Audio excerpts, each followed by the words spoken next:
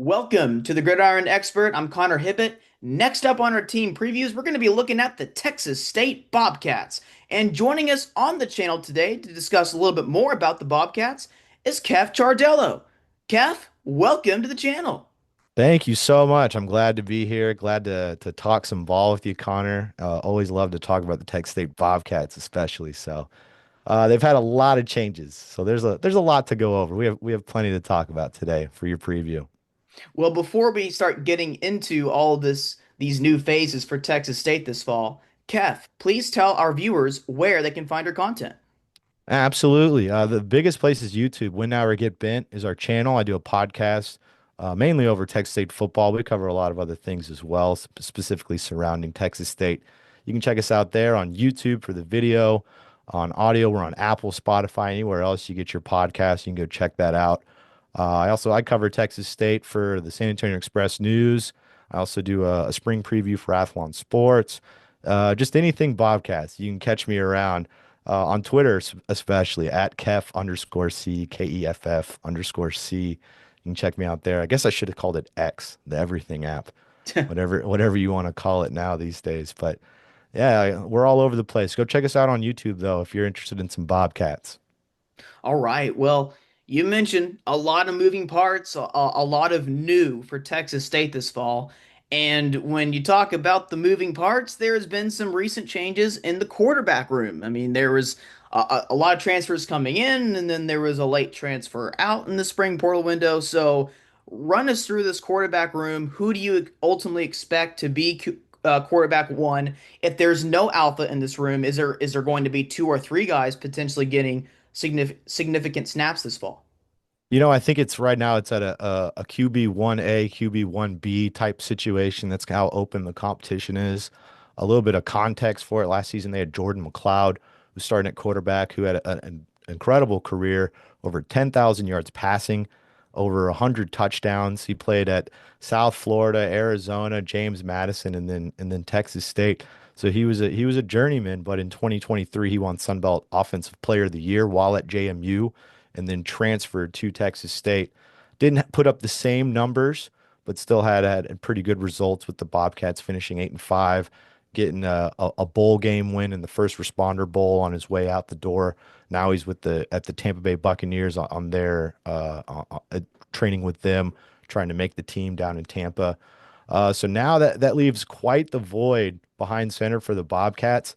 Last season, they played a true freshman named Brad Jackson. He's a local guy from San Antonio. He's a true freshman last year. They put him in three different games. He had four touchdowns, all of them rushing. So he didn't throw the ball a whole lot. They'd put him in there, and it seemed like teams knew that he was going to run the ball, and they still couldn't stop it. So it was pretty impressive for an 18-year-old kid to come in and do that. Not a ton of passing, like I said, so I don't have like a great look at his arm. We saw a little bit in spring as well.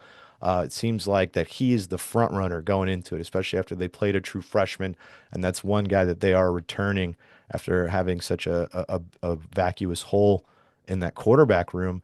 Now they went out and they brought in three pretty big transfers before spring practice. They brought in Giovanni McCoy from Oregon State. They brought in Nate Yarnell from Pittsburgh and Holden Grenier from Auburn. Now, coming into it, Nate Yarnell, Giovanni McCoy, those are names that are more relatively known in the college football sphere. Those two guys have started some games. Specifically, Giovanni McCoy started quite a bit for Oregon State. So it seemed like those were the front runners going into spring. But then you get to spring practice, and obviously no surprises. Brad Jackson seemed like he was the first quarterback to go out there. Felt like it's his job to lose, but he has some really good competition to lose it. And the next quarterback we saw out was Holden Grenier coming over from Auburn. Didn't have a ton of stats at Auburn, had a pretty solid high school career. Seems like he's just been waiting in the wings for a bit. And so you would see him come out as over Yarnell and over McCoy. McCoy, see, he was and obviously this is with a grain of salt who comes out in what order in spring, but McCoy was the third quarterback out. He made some pretty good plays, but then Yarnell would be fourth. And now it seems like through the grapevine, haven't heard officially from coaches or anything, Yarnell might still be recovering from an injury, which is a reason spring ended and he didn't transfer out. It doesn't seem like he's not likely to start this season, but if he does have an injury, he can take a medical red shirt, which would give him an extra year, because otherwise this would be his last year if he does play more than 4 games. So it seems like he's kind of waiting in the wings, which leaves it a competition between Brad Jackson and Holden Grenier, because Giovanni McCoy, he transferred out. He left, saw he wasn't going to start. He has 1 year left. So that left another hole. They brought in another quarterback from SMU. He's a backup up there. He's going to be a backup for Texas State. Seemed like it was more like a scout team style replacement at that quarterback position. But yeah, it seems going into fall camp the way it is right now, especially with the spring transfer portal window closing, and this was a time where we're going back to 2023. GJ Kinney went out and got TJ Finley in May, right before it closed. It seemed like if they were going to go get a guy, we're like, okay, we need to go get a starter after spring, and they weren't confident, this would have been the time they do it. They're not going to do it in fall camp because that's not enough time to prep them before the season starts. So it seems like they're sticking with the horses that they got in that quarterback room. That'd be Brad Jackson and Holden Grenier, and possibly some Nate Yarnell, depending on how he looks, how he can recover over the summer. But it's guys who haven't started, even though Jackson has played some for Texas State. Whoever is going to be the first starter or the opening day starter will be their first start wearing a Texas State uniform. So it is pretty interesting. It's a new quarterback, new offensive coordinator, new play caller, a lot of newness around this team for in San Marcos. Is there still a lot of confidence in this quarterback room despite maybe some inexperience? It's going to be interesting. There is a quiet confidence. It's not one when you bring in a Jordan McLeod, reigning Sun Belt player, offensive player of the year, you're pretty confident. I was pretty confident. A lot of people going into that season thought they'd win more than eight, myself included. I thought they'd get to double digits. Me too. This one right there, good, good.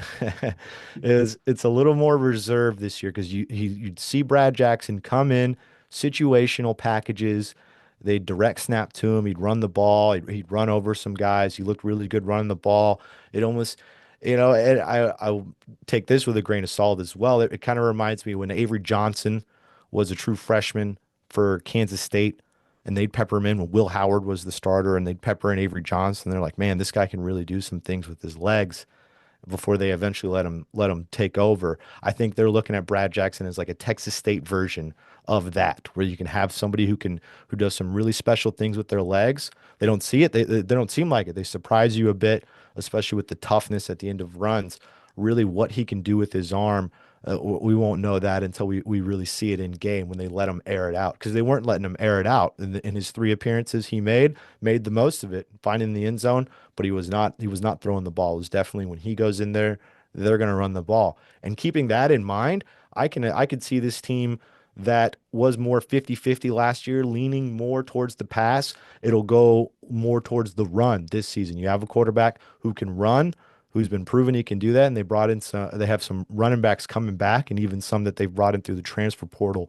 So it will be interesting to see how much this offense changes, especially with a new offensive coordinator. Well, speaking of the running back room, so last year Ishmael Mahdi was a tremendous talent, and he transfers to Arizona, and so now it's looking like it's going to be Lincoln Pear potentially as running back one. Take me through this running back room. Is it looks pretty deep here. Yeah, Lincoln Perry, Perry. he's actually led Texas State in rushing before the year before GJ Kinney got here in 2022. Then he had a season-ending injury in 2023. So this was a guy who'd been a team captain, led the team in rushing, couldn't come back until this year, and it came off the bench for the most part, but really did some phenomenal things, kept the Bobcats in the game, or in the bowl game specifically, he popped up. So I think it's pretty safe to say going into the season, Lincoln Perry is going to be your number one guy. But GJ Kinney, he's a Gus Malzahn disciple, and one thing he likes to say, what he learned from Gus Malzahn, is he likes to use a lot of running backs. He'll say 5 to 7 is what he wants to use, but he won't use more than four, really. At least is what we've seen the first 2 years. So you're going to have some guys that Jalen Jenkins, he's a player who transferred from Washington State before last season. They played him a little early in the year, but he had some fumbling issues. But it seemed like going into spring when Perry was hurt, Jalen Jenkins was one of the first guys to come out. You have Torrance Burgess, a UTEP transfer. He got in there a little bit last year, same issue, some fumbles, but really some special runs from Burgess when he was getting going. So I think they're going to give him some more. And you have a Greg Burrell coming in from UNLV. Although I saw after spring practice he was in the transfer portal and then he was out of the transfer portal. So we'll see if Greg Burrell makes it to Texas State. He's a guy who transferred in from UNLV in January. So that's who you're looking at for their four guys. It's going to have to be by committee to replace what Ishmati did. That's a huge loss. He's off to the Arizona Wildcats. So it's gonna be it'll be Lincoln Perry there won't be the bell cow, but he'll be the number one guy out there for sure. And they're gonna want to run the ball, like I was saying, with Brad Jackson, with some of these returning offensive linemen, they're gonna want to run. And they will be running behind an offensive line that we talked a little bit about it before we started recording here. There will be some new faces here, but there are still some pretty big names from last year's group that got significant playing time that returned this fall. So it looks like it could be a pretty strong unit once again. Yeah, you're specifically talking about Talik Lockett. He's graded really highly on PFF. He's someone who could possibly even be drafted. Dorian Strawn, who's got a ton of experience.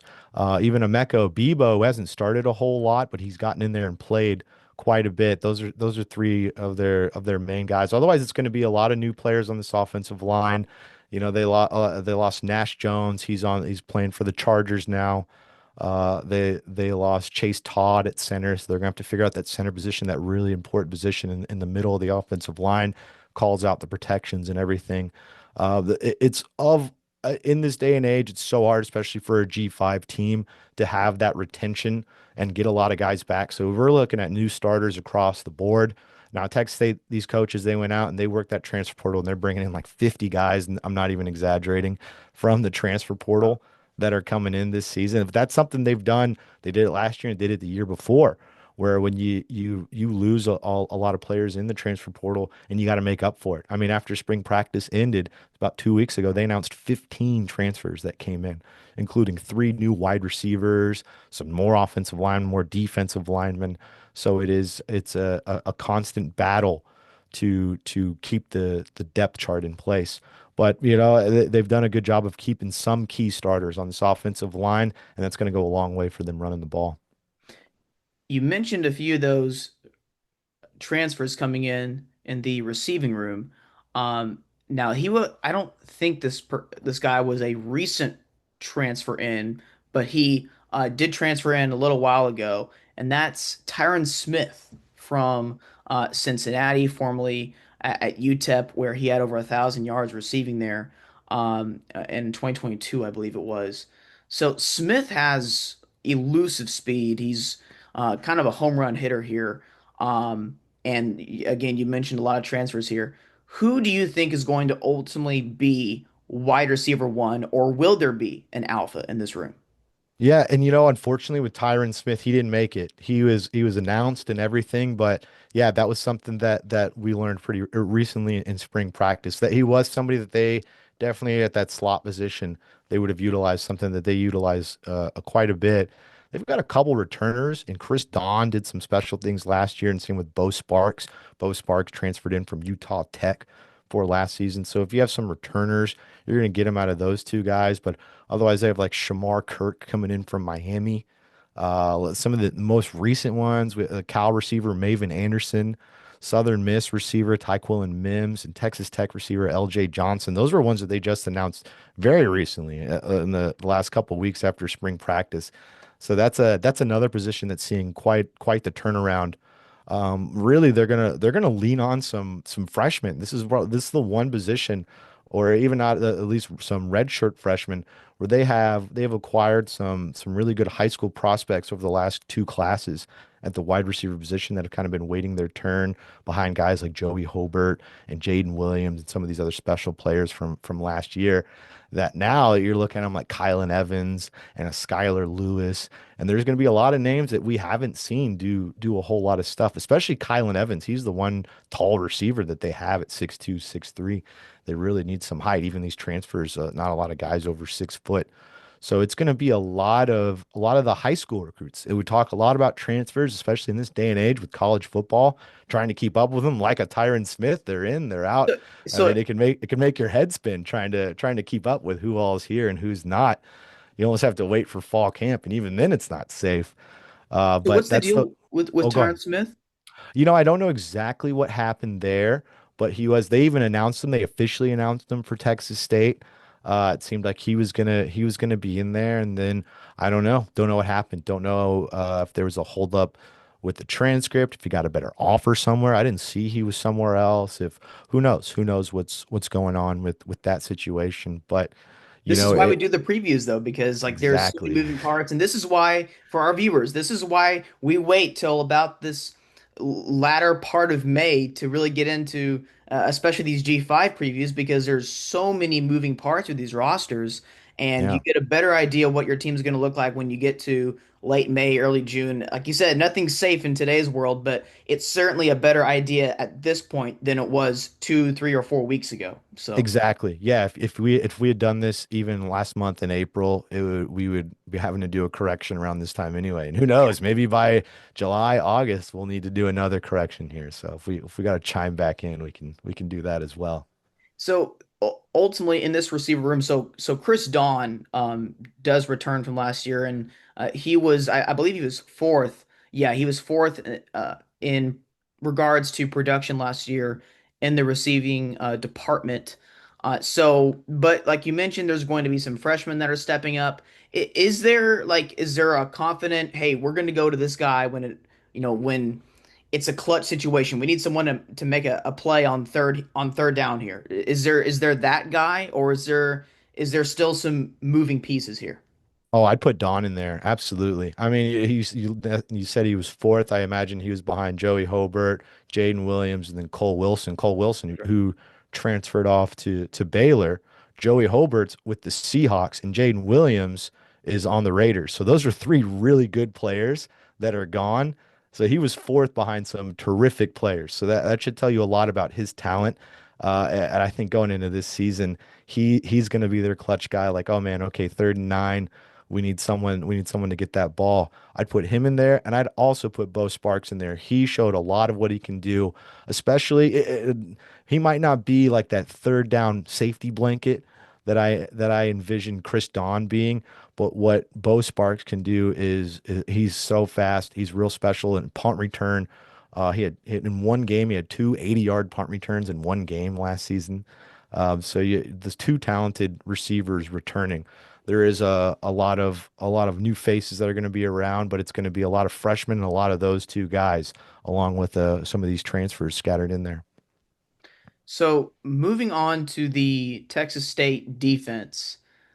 There are a lot of transfers here on this side of the football. Last year, this defensive line for the Bobcats, I thought was actually pretty good. They were deep, which is a pretty rare sighting across the mid-major programs in college football. They typically are not deep, especially at the line of scrimmage. But Texas State, I mean, they had what, 10, 11, 12 defensive linemen last year that saw significant snaps, and you had like 7 or 8 of them that were like graded out kind of evenly, whether it's PFF or the confidence in the coaching staff to roll out multiple guys. We saw it a bunch. And by the way, I know a lot of people probably tuned into that Thursday night game against Arizona State. And I'm sure a lot of people will remember Texas State was subbing in and out a bunch of defensive linemen to stay with that Arizona State rushing attack last year. And they did a fantastic job. Texas State probably did the best job against Arizona State's running game last year. I'm going on a tangent here. Kev, I'll let you I talk. love hearing it though. It's a great tangent. I'll let you talk about your own team here, and we'll start up front with the defensive line. Yeah. This again, they were a strong group last year, a lot of new faces, although the starting defensive ends bring back some experience. So how does this room shake out? Yeah, and, there are the way they like to sub in a whole bunch of guys like you mentioned, and that's a big hats off to Michael Gwynn, the defensive line coach here at Texas State. He's been here all 3 years for GJ Kinney since GJ Kinney arrived, and they recruit that offensive line or that defensive line like crazy, and they're able to get a ton of depth, and they recruit them by being like, you might not be a starter, but you're going to play a lot. And we play a style of defense where we go after the quarterback. So they're able to get guys who really want to do that, want to pin their ears back and get into the backfield for this team. They've lost a lot of guys, but they brought in even more. It seems like what they seem to do, they really reload on the defensive line. And so a lot of transfers here, and You can also talk about the defensive ends that return. But who is ultimately going to be like the difference maker, especially with the interior spots? Defensive tackle, they lost two big pieces with Terry Webb and Tavian Coleman. Terry Webb, he went to SMU. I can't remember where Tavian Coleman went, but both guys, it seemed like their careers were done. This was going to be their last year. They walked during senior day and everything for Texas State. But then that ruling came out where the NCAA, they allowed players who played in junior college an extra year of eligibility. So they were granted another year, but both of them decided to transfer out, which it seemed like, oh, our plans at defensive line are fixed. Oh, and now they're not. It was almost like within a couple days. So they had to, there's some guys, Cameron Washington, he's still here. He's played quite a bit on that interior D line. I can imagine he'll be a starter, at least not significantly in the rotation. But it's going to be a lot of new guys. There's some guys like DeVark Woods. He's coming in from Hines Community College. They've gotten a lot of good, obviously with Terry Webb, Tavian Coleman, last two seasons with them. Both those guys were JUCO guys as well. So they've gotten a lot of good results from some of these junior college guys, specifically on the D line. They've got some other good transfers coming in. Three they announced in the spring of JP Dieter out of Arizona State. I think he has more defensive end. He's gonna get in there quite a bit. David Abiria from SMU as well, and Bryce Carter from Virginia. Some really good transfers that are coming in on that D line. There's even a guy Charlie Leota coming in. He's coming. I think it's West Texas A&M. He's coming from. He sticks out in my mind for two reasons. One, he's from New Zealand, which you don't hear a lot of, especially at D line. You see it maybe at like punter or something, Right. that part of the Yeah. world. So that's interesting. The other part is that he's 6'3", 370 pounds. Ooh. That's this guy they have coming in, Charles Leota. So look out for him on that interior D line. Don't know if at that size you can. It's like, oh, that's our starter for all four quarters. You might have some, keeping up with keeping his stamina up at that size is going to be hard. But I can imagine in those like goal line packages or any type of package where they're trying to pack the box, you're going to see Leota right there in the middle, that big body. So they were able to get a lot of these guys back after losing out on like Ben Bell, losing out on some of these other defensive linemen. Ben Bell's defensive end. He went off to Virginia Tech. So there was quite a bit of attrition at the defensive line, but hats off to defensive line coach Michael Gwynn. He's done a great job of recruiting that defensive line. This will be his third season here at Texas State. Ever since GJ Kinney got here, he's been the D line coach, and they've done a terrific job of replacing whenever they lose these players that have had a lot of great results here for Texas State. But it's going to be some new faces for sure on the D line and pretty much at every position for the Bobcats. New faces. I'm gonna keep a lookout for Charlie Leota on Charlie Leota, Charles Leota, I think. Hold on, I may have a roster right here. but I'm gonna keep an eye out for him on Bruce Feldman's freaks list. He might be there. Yes, We'll see. that's one. Yeah, I could see him goes by Charlie Leota. Yeah, and looking at the roster, Kennard Snyder's another player coming in from ULM. He's a really good defensive end as well. So they've definitely reloaded on that D line. What you saw last year with Dexter McCoyle, the defensive coordinator here, what they like to, and even Jonathan Patke was here in 2023 before he left for Duke. But Dexter McCoyle, he learned under Patke, and they run the same style 4-2-5 defense, and it is all about pressure. They want to apply a lot of pressure, and most of it is generated from that defensive line. So that's why they rotate. It's not just two deep; it's three deep with this D line. And when you do that, you need a lot of bodies, and they have that for sure. A lot of them. It's going to be a lot of new bodies that haven't been playing in San Marcos before, but they were able to replace what they lost for sure. So this is a group that you don't really think will take a step back, do you? Oh, that'll be hard to say. I imagine there will be a little bit of regression after how good they were. And a lot of those players last year were in their second year with Texas State, like a Ben Bell, like a Tavian Coleman, like a Terry Webb, some of those guys. But you have guys like Khalil Alexander coming in. It'll be their third year on this D line. I think he's really primed to have a big year. But they may have a little bit of a regression. They won't be bad, but I think it'll be hard to match the production they've had the last 2 years, really, just because it's more attrition at that position than what we've seen the last 2 years. But you never know. These new guys could come in and it could be plug and replace.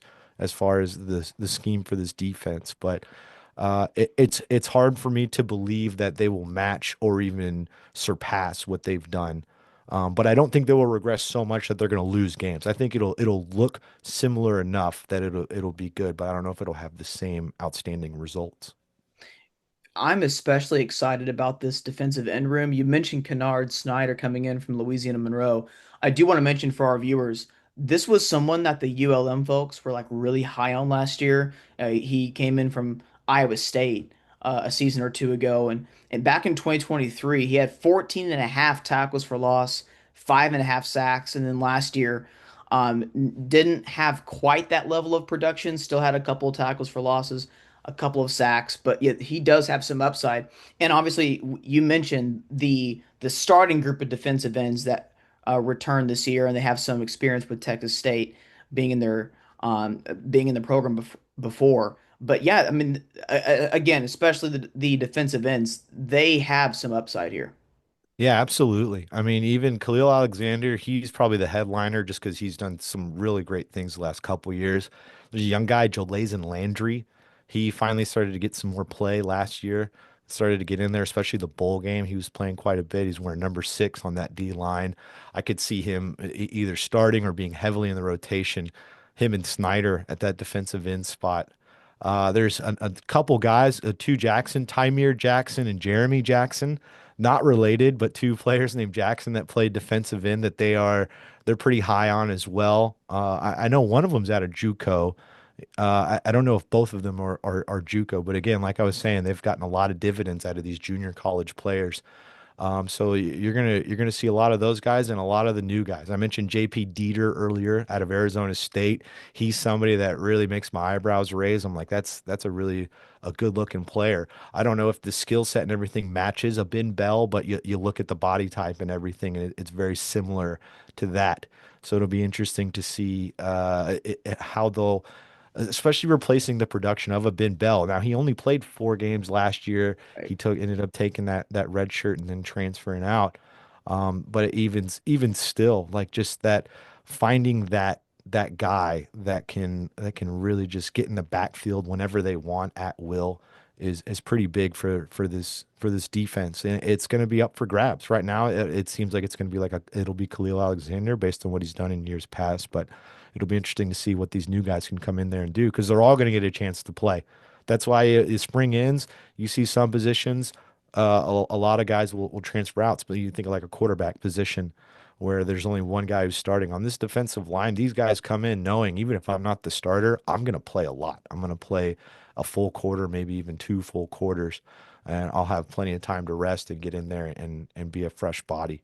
Because that's what they look for. They seem to put a lot of focus on depth on the D line. And same with DB, a lot of DBs as well. Well, and speaking of the back end of the defense, and we'll briefly touch on the linebackers here. A lot of transfers coming in the linebacker room. Take me through these guys. Who do you expect to ultimately be the leaders there?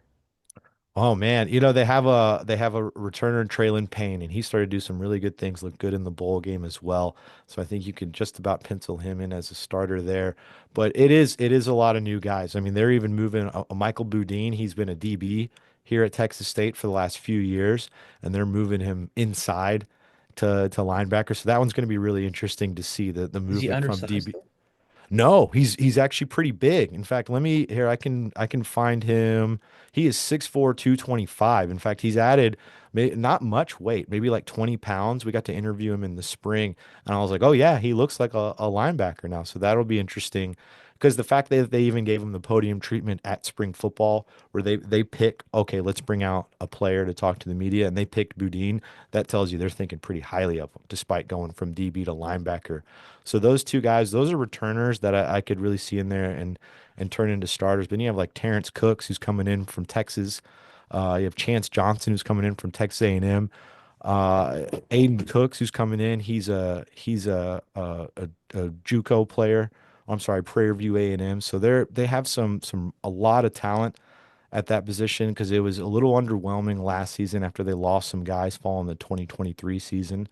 So that's a position that is primed to surpass what they did last season, just because there was a lot of moving parts at that linebacker spot. It felt like there was different starters every week over there, and they only play two of them. You know, in a 4-2-5, you're only going to see two. They like to have a stand-up defensive end at that outside linebacker spot, or even a nickel, like a D in the DB room. They call it a star. That's what Michael Boudin was playing before.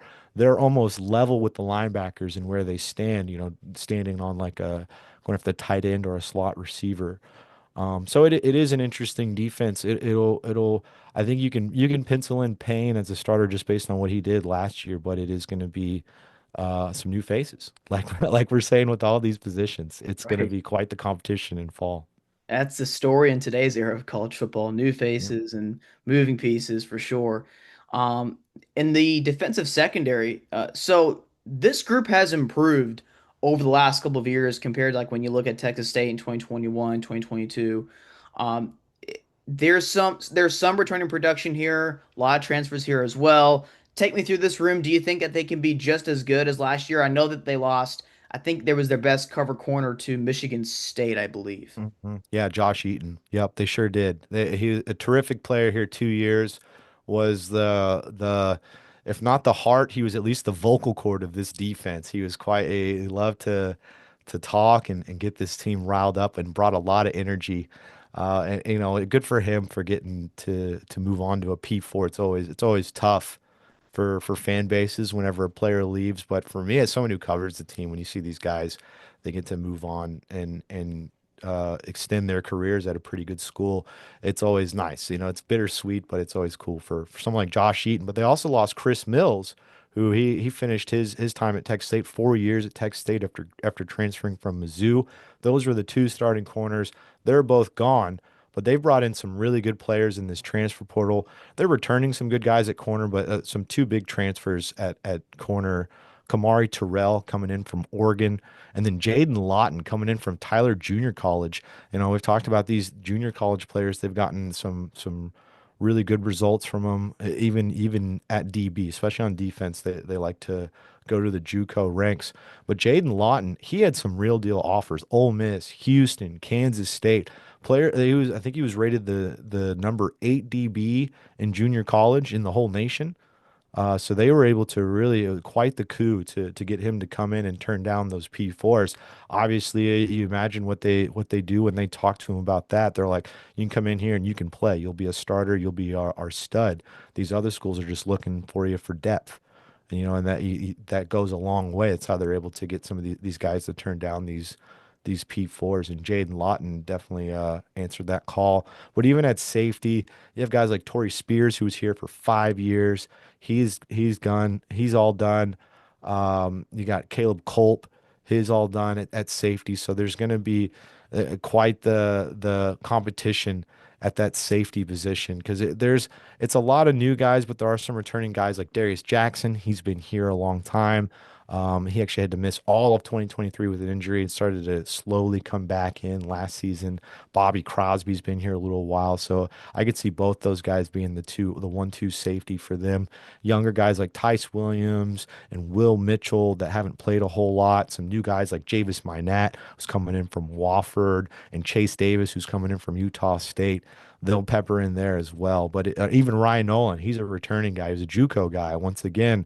And so it's going the safety spot. I feel like at corner, it's pretty easy to say Jaden Lawton, Kamari Terrell, your two likely starters, but safety is a pretty open competition because they're losing some guys that had a lot of experience at that spot. So will be very interesting to watch where it all shakes out. But I feel like they were able to add some, even though you lose Josh Eaton to Michigan State and you lose Chris Mills to the next level, you're able to go out and get a corner from Oregon and Kamari Terrell and a really an incredible JUCO player, one of the top 10 ranked JUCO players in the nation in Jaden Lawton. So um, even though they lost a lot of guys there, that's one that I'm pretty confident the DBs they look real strong.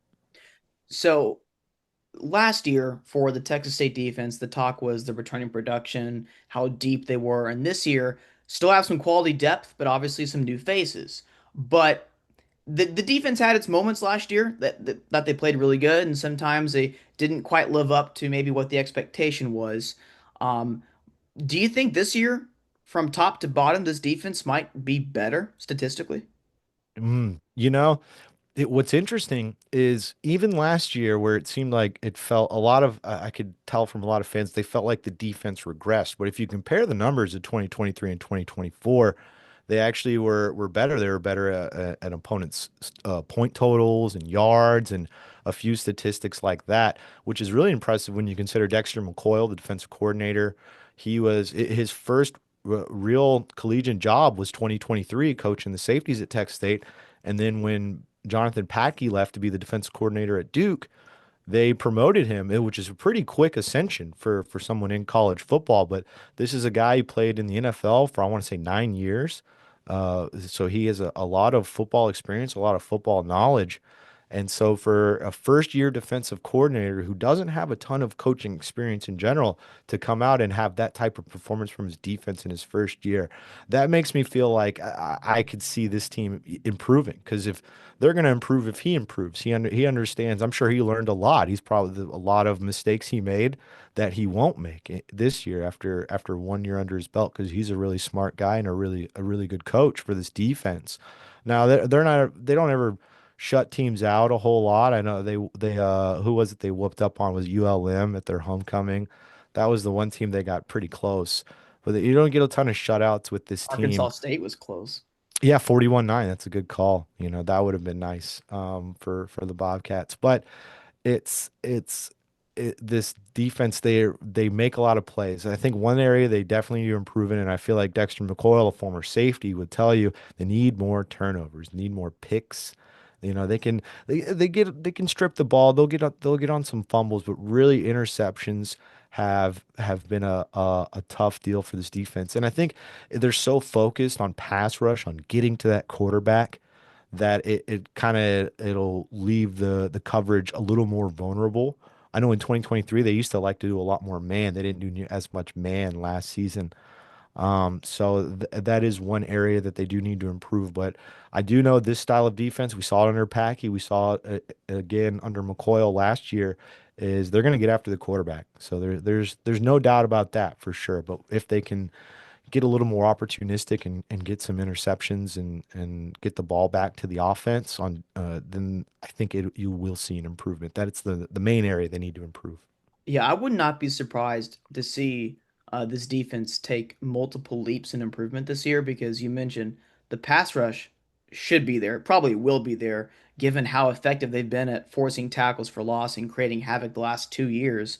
And the defensive end room, as we've pointed out, seems to be one of the strengths of this team for this year. And then the linebackers you mentioned, they feel really good, at least about the starters. They bring in some guys there to help out with the depth from the portal. And then you mentioned the corners could be a strength as well for this team Mm. and their ability to cover one-on-one potentially as well. So they have the pieces in place to run a pretty aggressive defense. And so, yeah, if they can create that havoc this year, I wouldn't be shocked if this defense improved by, several statistical categories. Yeah, and we'll see. Like the Sun Belt is pretty up for grabs. I think that's going to play into it. The strength of opponent of who they're facing. It might not. Last season was a pretty tough schedule. And it's not a cakewalk either this year, but it just feels like the Sun Belt, it's a lot more up in the air for anybody to grab. So I feel like going up against that competition this year, that bodes well for this defense. Well, if Texas State were to grab a Sun Belt championship, if they do hit their ceiling, what position group on this team would have to live up to their potential? Quarterback, man, that's pretty easy. I mean, that's the it's the one position group that if Brad Jackson is really ready, he's really ready to go, then the sky's the limit in the Sun Belt, at least the is for this team. I mean, that's really what it's going to come down to, because that we could talk about all the other positions that they lost and everything, but the most important one is that quarterback position might be the most important position in sports. And they lost a really good quarterback in Jordan McLeod, and saw some nice things from Brad Jackson, but he hasn't started a game. We haven't seen him throw the ball a whole lot. And so I think it's really going to come down to that. If Brad Jackson comes out and he's humming, this team is going to hum. But if he's not and the offense can't go, this is an offense that has led the Sun Belt in scoring each of the last 2 years, in scoring and in total yards. And a lot of that has been strong play from the quarterback. 2023 is TJ Finley. and TJ Finley, he transferred out, and last year's Jordan McLeod. And so it has been a strong, experienced quarterback that has been the engine for the last 2 seasons.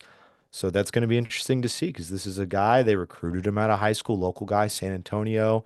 He got to campus early in the spring of 2024.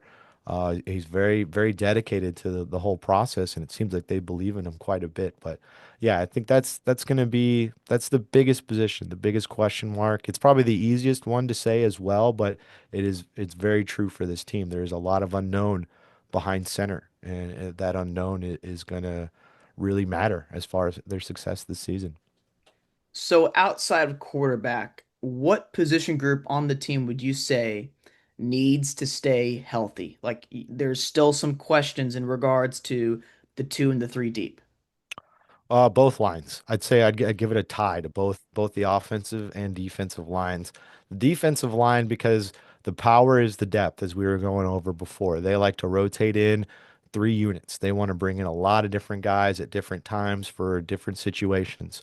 So they need that depth, and we started to see it fray last season, where Ben Bell he took a red shirt after 4 games so he could transfer.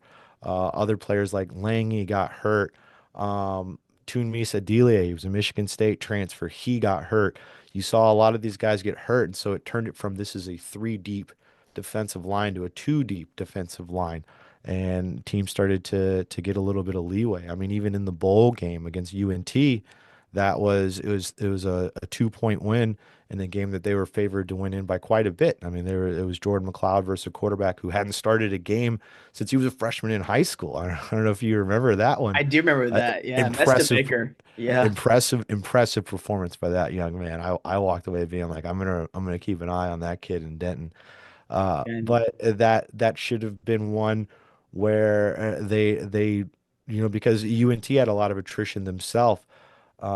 Texas State, their defensive line wasn't getting the pressure that they were, especially on a young quarterback. You thought they would have rattled a younger quarterback like that more, but they weren't able to get back there as much because they just didn't have that depth. So I think it really matters on the D line and obviously the offensive line. You got to have that cohesion all season. It's different than the D line. The offensive line, they want all five of those guys to stay together the whole year, and nobody leaves because then everybody's got to be in the same rhythm and everything. And so it's nice if you know who your left tackle is, your right tackle is, your center, your left guard, your right guard. You just know that that unit is cohesive throughout the whole season. So I'd say both of those throughout the whole season. They got to stay healthy. I feel like you can plug and replace some guys at receiver, at corner, at linebacker, at running back, even at tight end. They're pretty deep at tight end. But those two lines are paramount.